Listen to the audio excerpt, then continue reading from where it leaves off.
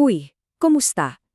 Naisip niyo na ba kung paano ang isang malaking kumpanya na may daan-daan o libu-libong computer ay napapatakbo ng maayos? Kasi may isang hidden HQ na nagkokontrol sa lahat. At ngayon, yan mismo ang bubuksan natin, ang mundo ng Active Directory. Okay, para mas maintindihan natin, mag-imagine muna tayo. Isipin mo, ikaw yung IT.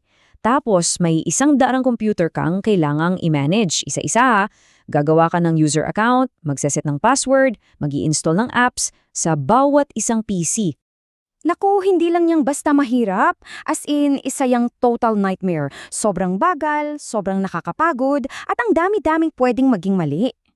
Pero, paano kung sabihin ko sa'yo na kayang kontrolin lahat yan, mula lang sa isang central computer?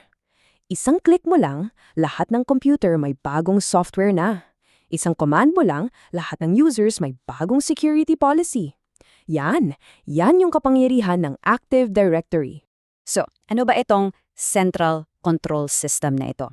Well, ang bida natin ngayon ay ang tinatawag na Active Directory Domain Services o para mas madali, ADDS. Sa technical na usapan, ito ay isang directory service. Isipin mo siya na parang isang higanteng digital phone book para sa buong network. Dito nakalista at nakamanage ang lahat ng impormasyon mula sa mga user account sa mga computer hanggang sa mga printer. Ito talaga ang puso ng isang Windows Server environment. Pero kung isasalin natin yan sa mas simpleng salita, ganito na lang. Ang Active Directory ay isang central database at the same time isang control system para sa buong network mo. Diyan lahat nakatago at diyan din nanggagaling lahat ng utos. Sige, hamayan natin. Ano-ano ba ang mga bumubuo sa ating digital headquarters? Una ang domain. Ito yung parang teritoryo o boundary ng kumpanya mo sa digital world. Lahat ng users at computers na nasa loob ng halimbawa, school.local ay sakop ng iyong pamamahala. Sunod ang organizational unit or OU.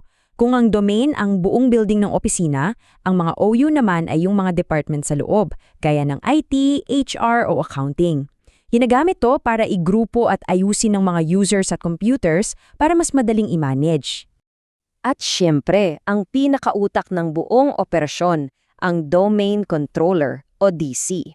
Ito yung server mismo na nagpapatakbo ng Active Directory. Siya ang sumasagot sa lahat ng login, siya ang nagche-check kung sino ang may access. Tandaan nyo, pag namatay ang DZ, para na ring namatay ang buong network. Ganon siya ka-critical. So, paano ba ito gumagana sa tuwing nagla-login ka? Ganito lang yan, parang 4-step handshake. Una, itatype mo yung username at password mo. Pangalawa, yung request mo, ipapadala yan sa domain controller. Pangatlo, i-verify ng DC kung tugma ba ang informasyon. At pang-apat, kung tama, welcome, may access ka na. Kung mali, sorry, try again.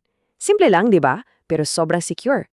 Okay, so gets na natin yung mga basic building blocks, pero hindi pa dyan nagtatapos ang kwento. Ngayon, pag-usapan natin kung saan talaga nanggagaling yung tunay na kapangyarihan ng Active Directory. Kasi yung mga pinag-usapan natin kanina, pundasyon pa lang yon. Ang totoong magic, yung game changer talaga, ay ito. Ipinapakilala ko sa inyo ang Group Policy or GPO. Ito yung tool na nagbibigay sa mga admin ng kapangyarihang magpatupad ng rules at settings para sa lahat. As in, lahat ng users at computers sa network ng sabay-sabay. Ito yung ultimate control system. So, anong mga pwedeng gawin gamit to? Napakarami. Pwede mong pilitin lahat na gumamit ng komplikadong password para iwas hack.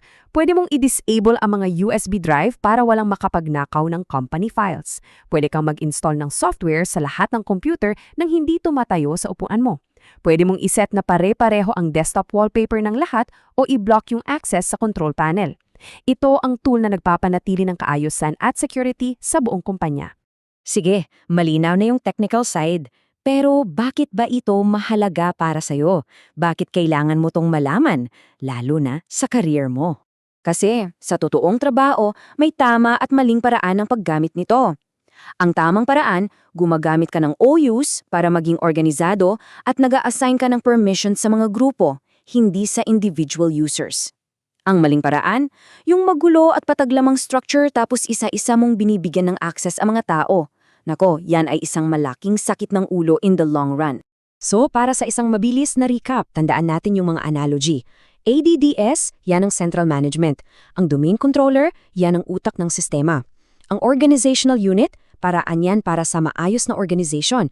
At ang group policy o GPO, yan ang ultimate control mo. Tandaan nyo yan. At heto na siguro ang pinakamahalagang takeaway para sa lahat.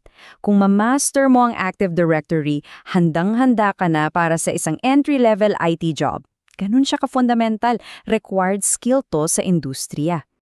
So ngayong alam mo na ang sikreto sa likod ng mga corporate networks, sa susunod na mag-login ka sa opisina o sa school, paano na kaya magbabago ang tingin mo sa digital world sa paligid mo?